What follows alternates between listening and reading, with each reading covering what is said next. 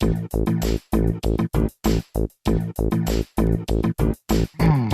and welcome to Minter Dialogue, episode number 386. Today is Sunday the 30th of August 2020.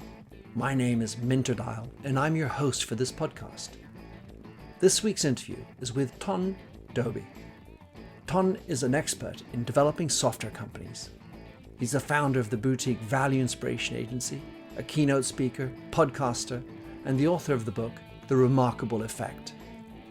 In this conversation with Ton, we discuss how and why he wrote his book, what it takes to build a successful software company where, per Ton, all companies are going to become at least in part a software company, and how to become a remarkable company.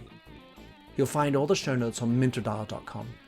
Please consider to drop in your rating and review, and don't forget to subscribe to catch all the future episodes. Now for the show. Hello, Ton Dobbe. Great to have you on the show. We connected with numerous things in common, including the fact that you liked podcasting and are a podcaster. And you're also, amongst other things, author of The Remarkable Effect, which has come out in this remarkable time of the pandemic. Yes. So in your own words, how would you like to describe yourself? How would I like to describe myself?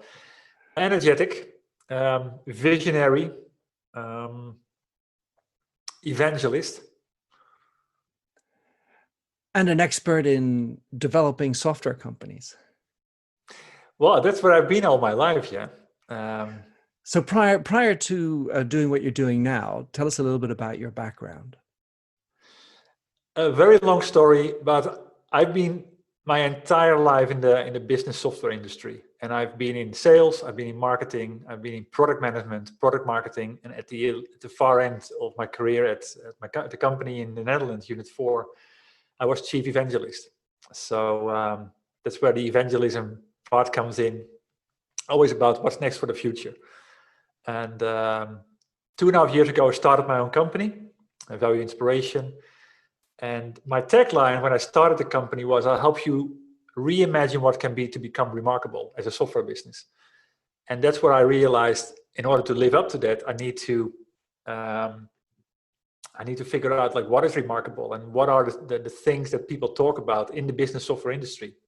So that's how I started my podcast. And after I'd done about 50 or 60 or so, someone came to me, one of my guests, and said, you need to write a book about it.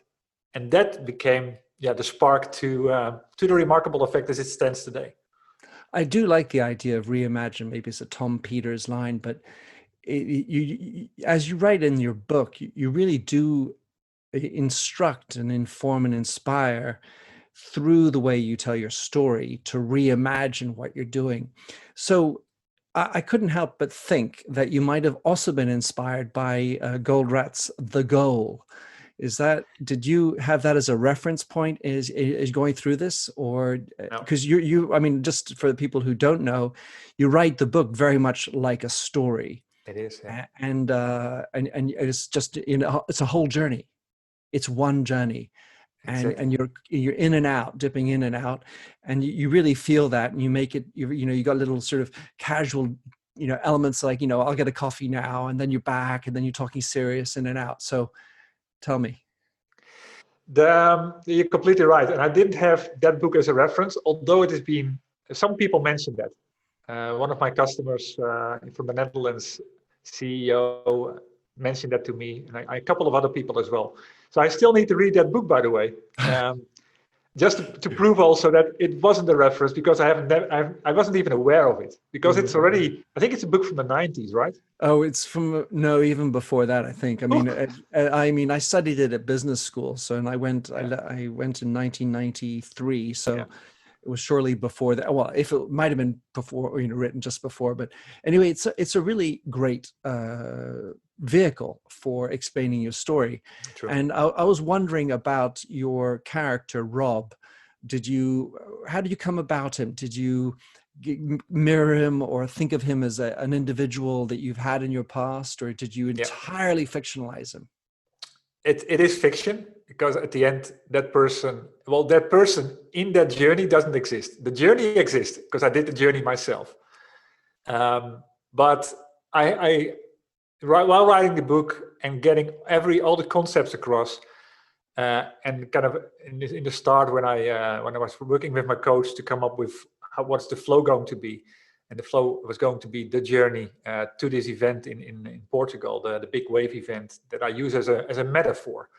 I started to look into, who needs that person to be, and it needed to be a CEO of a software company, because that's the discussion, that was the relevance to the discussion. And I took the person, not literally, but the CEO of one of my customers in Portugal. Right, and he sort of gave you some inspiration about how he would be. Of course, I can imagine. I mean, of course it's fictional, but it allows you to think through the eyes of somebody else, and you're presenting it. So I thought it was really lovely. The imagery and your whole passion around surfing, I'm imagining, is entirely true. True. So that's another thing that makes this book particularly interesting, because you're investing in it an element of personal passion.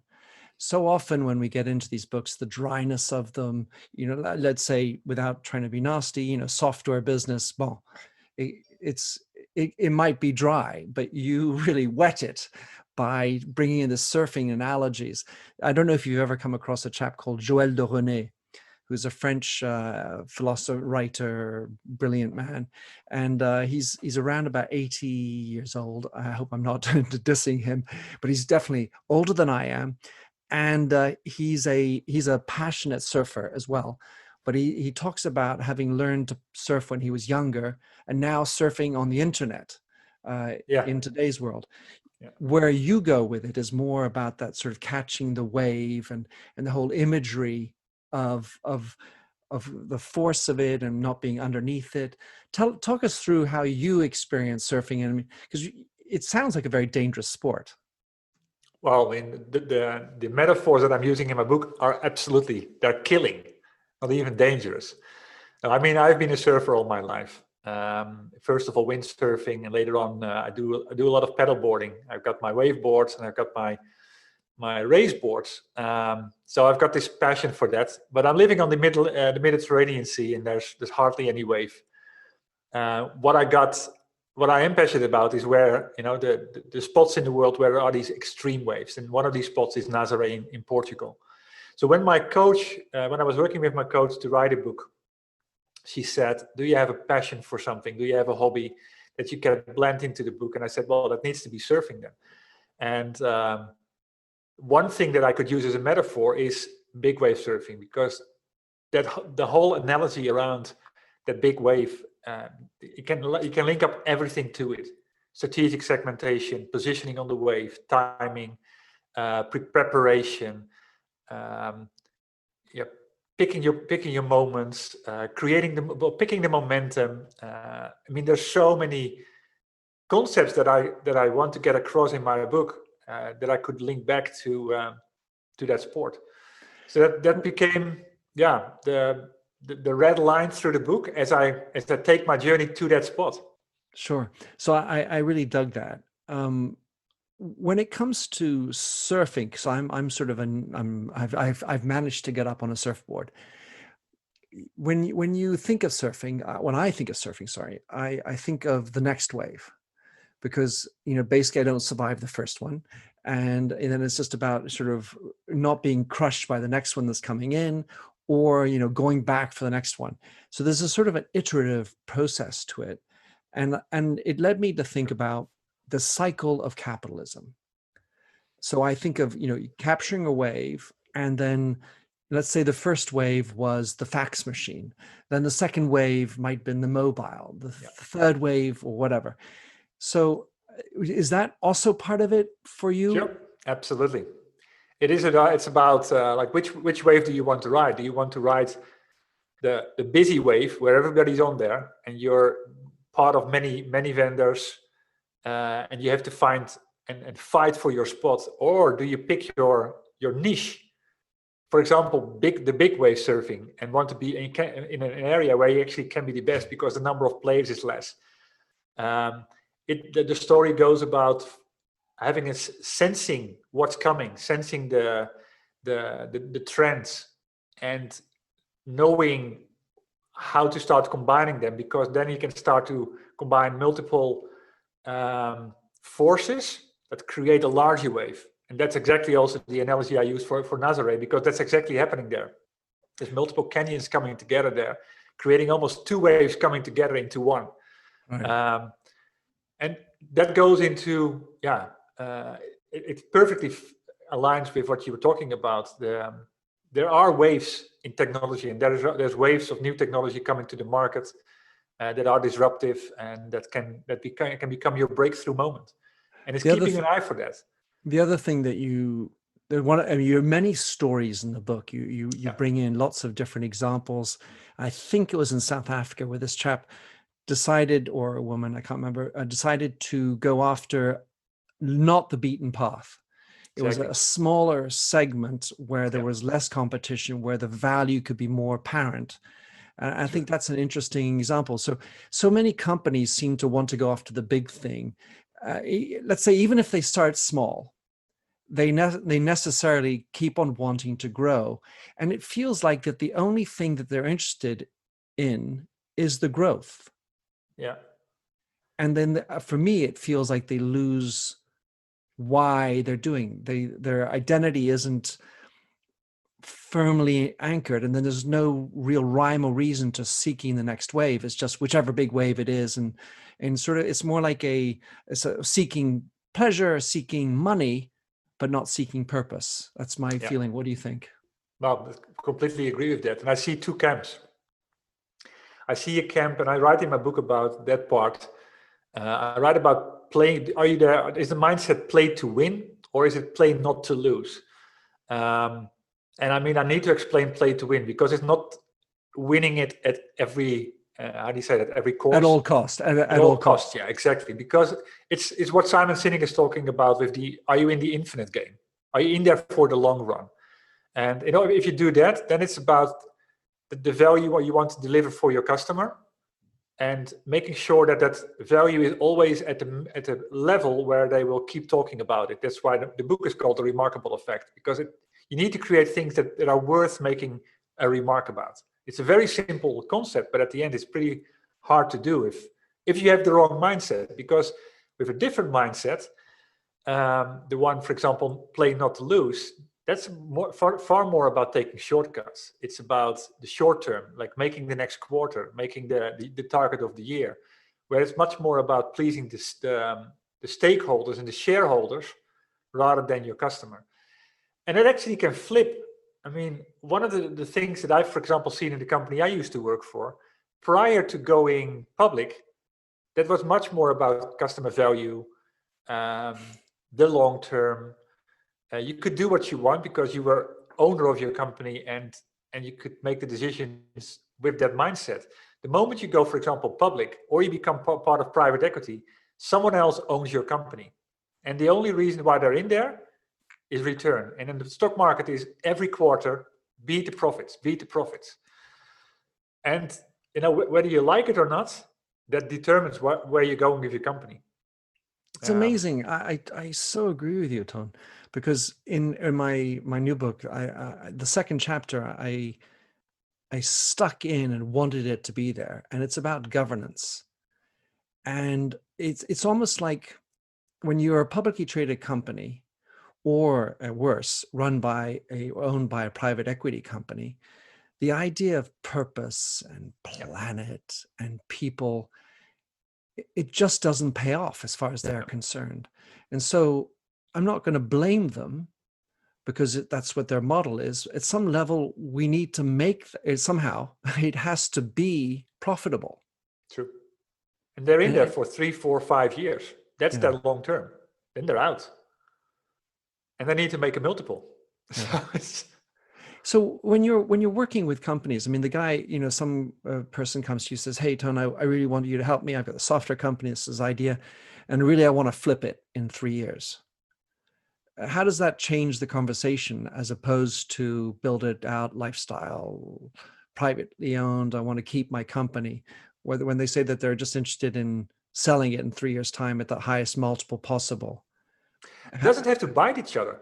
I actually believe that the moment you are that you're there and doing the right things for your customer, solving a valuable problem that is high on their agenda and do that in a way that exceeds their expectation, the moment you do that, then that will make the sales process shorter.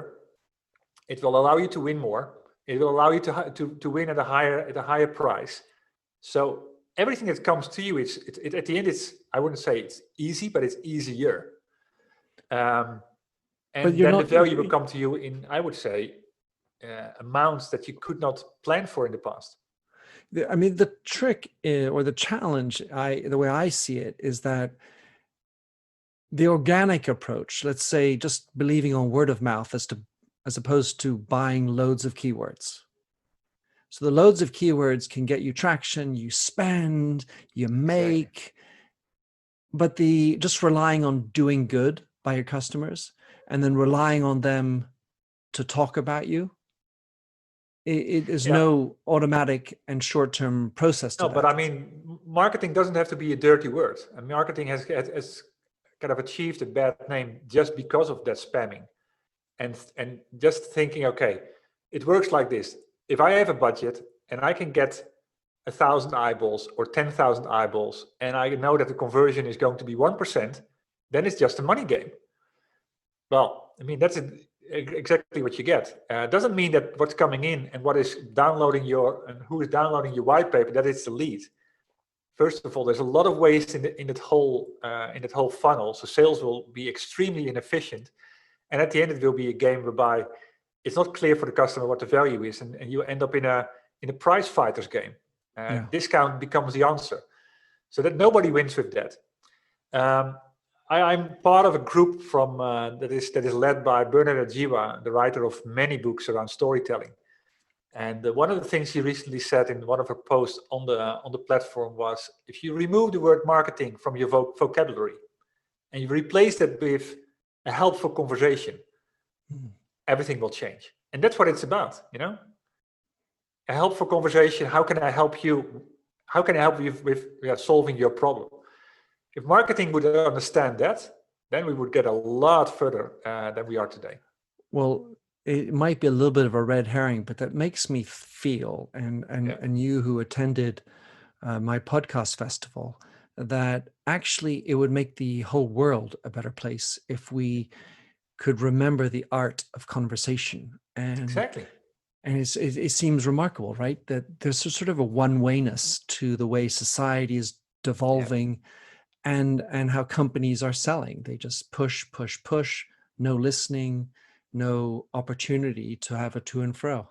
Exactly, that's true. I mean, you use the word remarkable already. It's funny that is, if you do that it's so unique that people even start talking about it. What happened to me yesterday? Yeah. So one of the things that's interesting is at one point you mentioned that essentially all companies will become software companies. At some level, there's a suggestion that no matter what you are, you're going to get into software. And so I was thinking about L'Oreal with selling shampoos, but maybe for those who aren't so close to the business as you are, what is special about the software industry to work right in it, working with so many coders, so much relying on SaaS and this sort of vaporware, these other concepts? How is software different than other industries that I'm more familiar with? Good question. At the end, of course, it's technology driven, and what I see, of course, is there's a lot out there. You're talking about vaporware, a lot out there whereby companies use technology, create technology, and then start searching for the problem. I've got a product. Well, yeah, you got a product, but then you got no audience. At the end, it's like, okay, why do we have shampoo? It solves a problem of whatever, fat hair, or it solves the problem of how do you say it, dandruff? Dandruff. There's all these type of things. So it starts with the problem, and then you solve it with combining something and then selling that as a package. that's of course, that's how the software industry needs to work as well. But sometimes you get too excited with all the techniques that we have available these days. I mean, if you go back 20, 30 years ago, there was DOS and there was Windows, and now we got clouds. And I mean, cloud in itself is just a delivery mechanism, but what we get with cloud is all this data, all this compute power, all the technologies that can crunch that and make something useful out of the data. And with that data, then we can start to do things we've never been able to do before. That's where there's a mental click that needs to happen. The things that I have observed and like your feedback on it is, first of all, in the development of software, oftentimes the developers or coders are distributed. Just to use an example, they might be in India or in Romania or Russia. So by definition, you're generally working with a distributed team. And then what I also understand is that in the development cycle, especially when they're distributed, they can work 24/7 in 3x8 cycles around the world. And that seems to be it's a very different type of work environment. Is that a fair statement, or is that just sort of? No, that's absolutely true. I mean, that's first of all, of course, one of the things with the outsourcing part comes often through private equity because it's much cheaper. You can get many more people for less money. I mean, I've been in this high to low cost type of movements myself. It doesn't mean that you get worse quality. At the end, of course, you need to ramp up. But you're completely right. The moment you have teams in different parts of the world, you can create a machine that's 24/7. You believe in outsourcing code? Yeah, I believe that can work, and it's. I mean, at the end, it's about what you want to create, and of course, sometimes with these innovative ideas, it's also about time to market. Mm-hmm. But I mean, I'm thinking of IP, and then iterative work, and sort of but I mean, all the techniques are available these days to control that. Right. I mean, this whole world has been taking very good care of itself. That all of these things can work in distributed teams rather than one person being responsible for everything.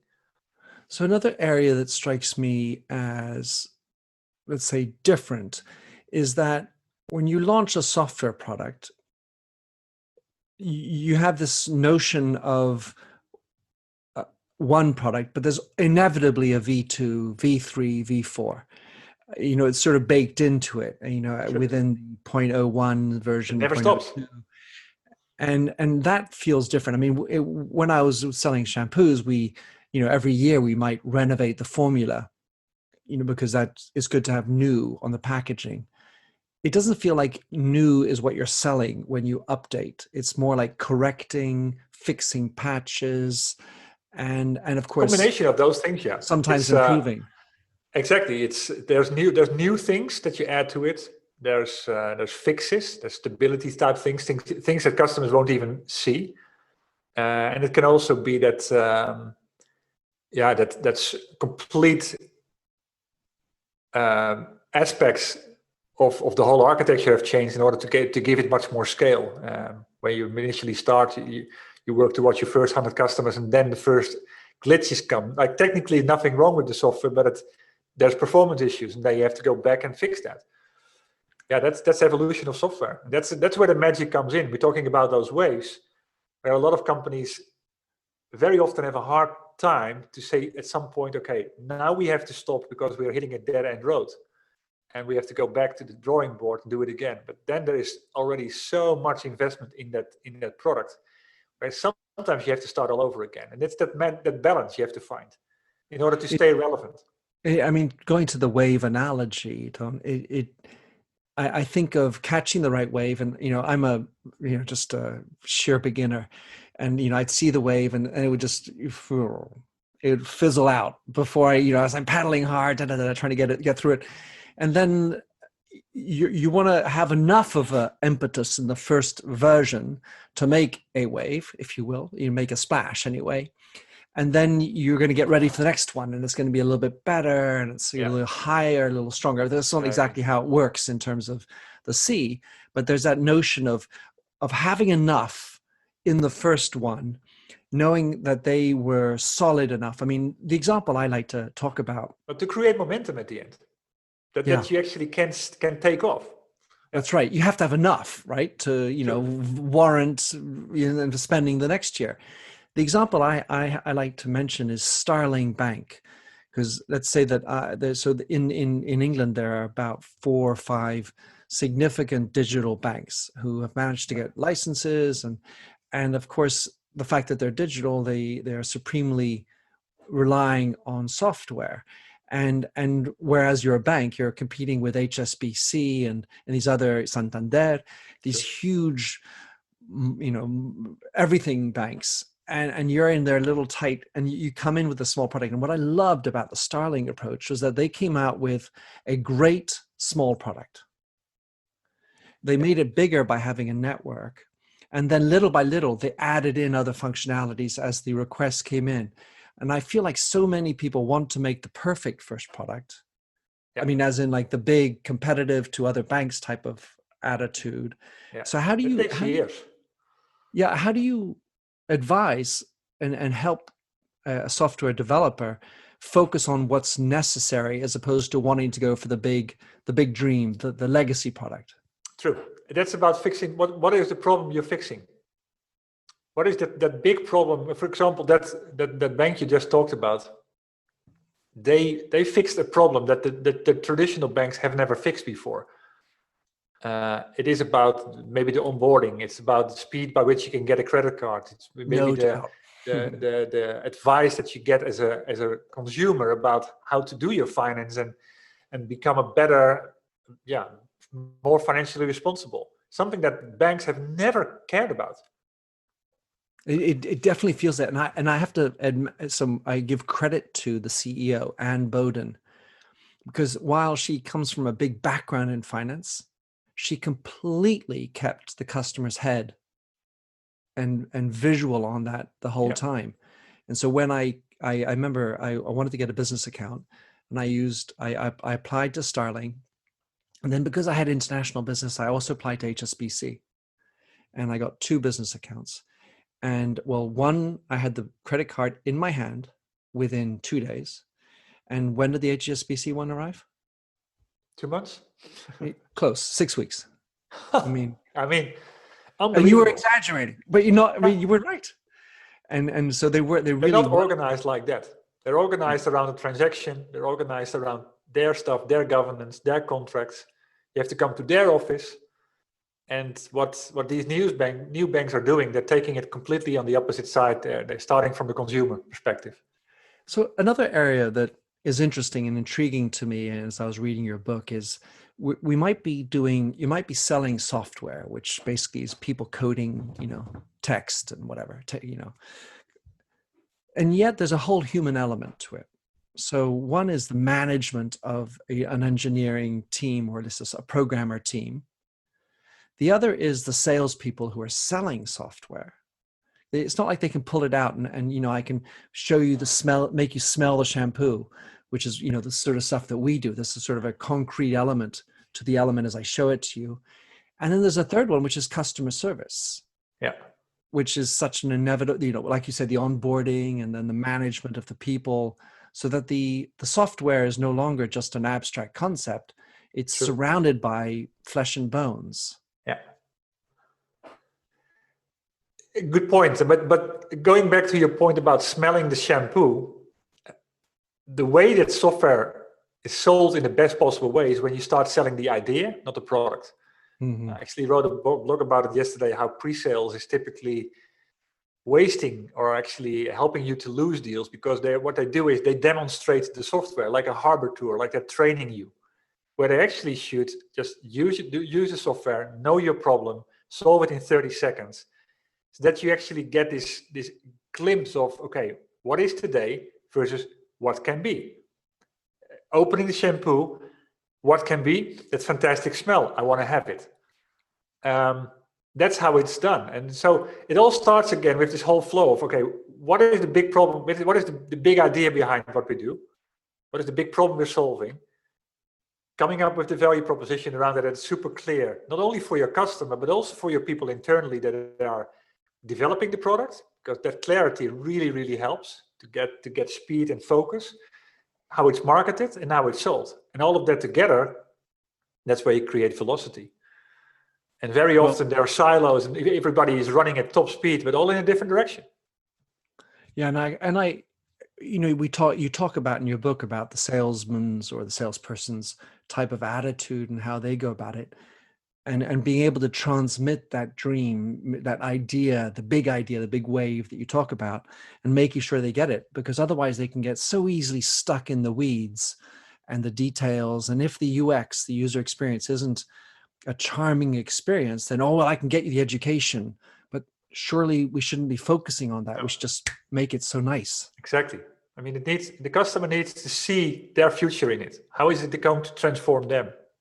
And once they believe in that, they'll buy it, and then professional services can come in and actually deliver upon that aspiration. Where do you want to be in 2-3 years' time, and check from that moment back whether everything they do is helping that customer to get there. Same for support. Very often they don't know they know that the product is used, but they don't know why it is used. What is the objective why it's used? And that's different from customer to customer. You have these 3 questions that you go back to on a regular basis, which one is, what is the value in the offer that you have? The second one is it an urgent issue? Yeah. And then the third one, which was the most intriguing for me, actually, was exceeding expectations, and in execution or delivery. And there are 2 things that I thought interesting about that particular line or that question, which is expectations. So how do you set expectations? Because marketers have a tendency to say, mine is the best thing since sliced bread. And the second thing— How can a marketer say that? Well, that's what they do. That needs to say they that. Scream. No, but they scream, look at look at me. Look at me. Yeah. I'm the best. That is a big mistake that many companies do. They keep talking about themselves. The only one that can say it's best since sliced bread is the customer. And then the second thing is this notion of delivery. And while it is for sure in the code, as in, if it's done well, there's no many bugs or not so many and so on. Like with Starling, for me, the availability of their customer service on call, regularity of and the speed with which they come back to me, as opposed to these sort of ridiculously monolithic banks that just haven't got that as part of their delivery. Yeah. But it's not, I would say, something that would be natural to software companies to think of a customer service as part of their brand and delivery. That is the beauty at the end, where the business model is as broad as these days, because the world has moved from a license business, everything sold upfront. When that was happening in the past, the champagne went off at the software vendor's office. Now what is happening? Okay, now when you sell something and the customer subscribes to the service, the champagne goes off in the customer office, because that's where they start to gain the momentum. But the problem and the risk and the ownership is on the vendor side. So they need to completely rethink how they do that. And with software as a service at the end, it's also that it's a monthly thing. Customer can say, I don't renew at the end of the month. Then you've lost the customer. So the software industry has had to grow up really, really fast in the last 20 years. And some are still in the process. And of course, we've also really moved into this sort of subscription model, where you're not buying a disc. And that's also made the need, unless you're a sort of a bad actor where you are trying to capture and imprison people in your subscription, True. You're in a constant need to prove your value. Exactly. That is why this question keeps coming back. Is what we are solving valuable to the customer? That's not enough. Is it also urgent? Is it critical to them? Is it on the top of their priority list? So are we still solving the right problem? And then, like, exceeding expectations, not compared to your competitor, but in their eyes, in terms of their alternatives. Because we always, too many vendors look at the competition left and right and say, well, we're better than them. Customer couldn't care less, because the customer could indeed choose one of the competitors, but has many other options, also doing nothing. Well, So one of my favorite questions on that note, Ton, is to say, to what extent, if you disappeared, would it matter? yeah. And if you're just gobbled up, or your business would be replaceable by Exactly. a competitor, then you've got a challenge. As you like to say, Exactly. it's about being different, not just better. Yeah. And the question around that is like, would your customer be sad if you cease to exist? Yeah. Sometimes they just, okay, well, not around. We'll buy something new. Easy But others come, will easy like, go. they will be seriously in a bad place, because they got so dependent on it. One of the examples you talked about, which I absolutely adored and had to look up, was the example Good Loop, where the woman Amy Williams. Amy Williams. So tell us about her. I just love her journey, and because meaningfulness is such a powerful word for me, and in the advertising and marketing space, it's kind of a rare word. So just talk us through her, because I thought that was, for me, the most interesting example that I read. I think it's at the end of the book, so it proves you've read it. So that's good. Now, Amy is indeed a fascinating entrepreneur, like the many other examples that I've got in my book. But she's definitely one of my favorites as well. She was working for in the advertising industry for a long time. Then decided, okay, is this what I want to do with my life? Went on a sabbatical, ended up in Argentina, and started to work in a Commodore, which is like a place where the poor people give help even poorer people to get some food. And she said, okay, there needs to be a way to support this type of initiative, because it's fantastic, and the world needs more of that. So she started to think about, okay, how can I use my skills, my experience with creating something like that? And she started to think about her big idea. How can advertising and the millions and millions of budget that go into advertising help fund initiatives like this, or not-for-profit initiatives like there are many out there in the world? So she came up with her company Good Loops, whereby she's working with organizations, and that can be Coca-Cola, it can be all kinds of companies that want to do something good. They create an ad. The moment you click on it, you see immediately that by listening, and by listening to the message that they have to get across, you have the ability to fund an X amount of money to a charity of your choice, or to a particular charity.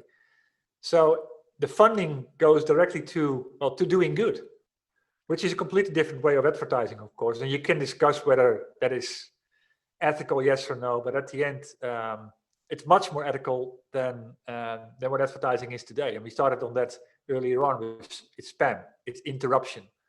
And she talks about, as you mentioned it, this notion that instead of just buying keywords or the SEO, there's a purpose behind the click, if you will, that may be less expensive to repeat. I mean, even though you have to pay for it and such and so forth.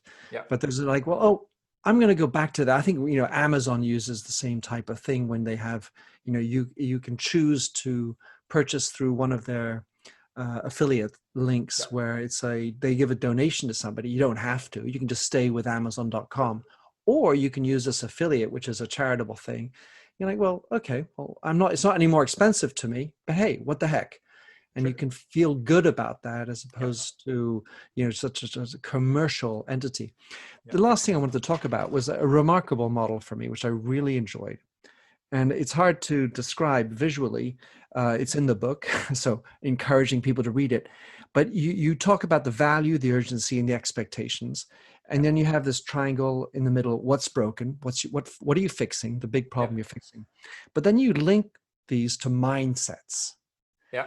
And at first I was thinking, there's no way this is going to be coherent, but it's singularly interesting. And I really wanted to commend you for that, because the people who are interested mostly in the urgency space are going to be early adopters. Exactly. The people who are interested in the value space are around innovators, and then the people who are looking to exceed expectations, if you will, are more in the early majority. And so this is like this cycle, and it was just like it was really, it really woke me up. So I'd love for you to explain how you came up with that, and where, I mean, I really find it's very powerful. Yeah, how did I come? It sort of clicked at some point, because it is about mindset. I mean, the moment you deal with innovators typically are far less risk averse than the early majority, who are they want to wait until at least everybody in the street has the same product, and they know it's going to be stable and they're not going to be disrupted by it, and they expect a certain level, a completely different level of arguments, and that's it's a perfect audience to sell to if you kind of focus on that. But a lot of technology companies think they are selling to the innovators, but possibly not even close to getting to interest the laggards. So it's also about know your place and know where you really want to place, about who you're for and who you're not for. That's another concept I talk about in my book. Too many organizations just target far too wide. Yeah, and it's all about narrowing it down to where is your ideal customer. And if you're a startup, I mean, there are certain things that you can simply not live up to. I mean, you're a startup, so therefore you don't have a run rate of 15 years behind you, and something can happen. Yeah, that's a risk. Totally.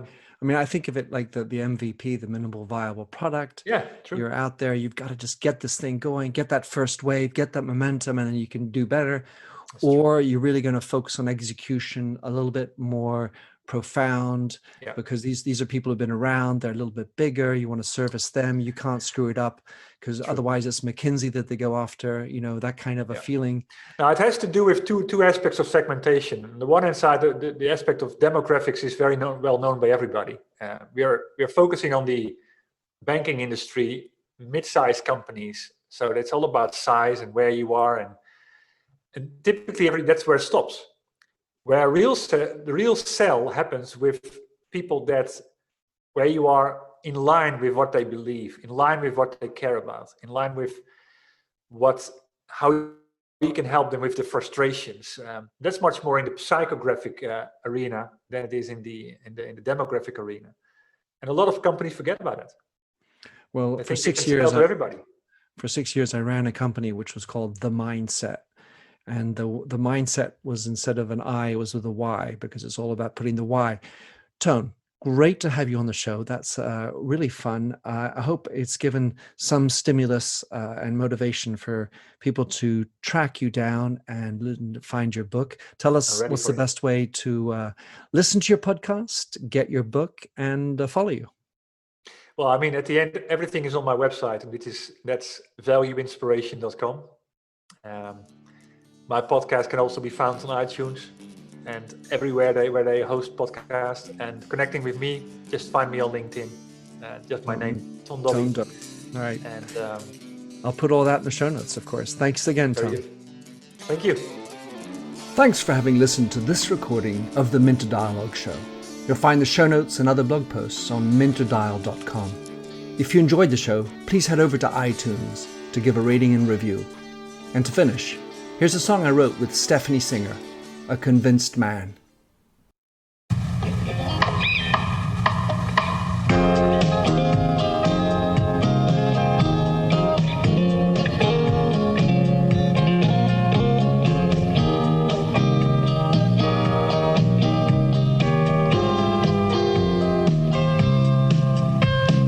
I like the feel of a stranger tucked around me, precipitating the danger to feel free. Trust is the reason, still I won't toe the line.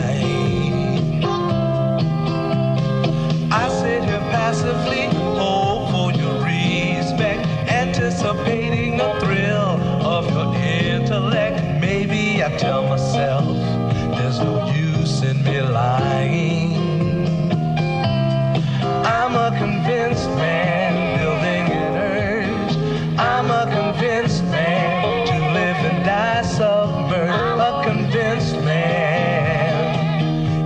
arms of a woman. I'm a convinced man, challenge my fate. I'm a convinced man, competition's innate. A convinced man, in the arms of a woman. Despise revenges and struggle to see. Live for the challenge so life's not incomplete. What's wrong with challenge? I know soon we all die. I like the feel of a stranger tucked around me, precipitating the danger. To feel free, trust in my reason, and let me show you why.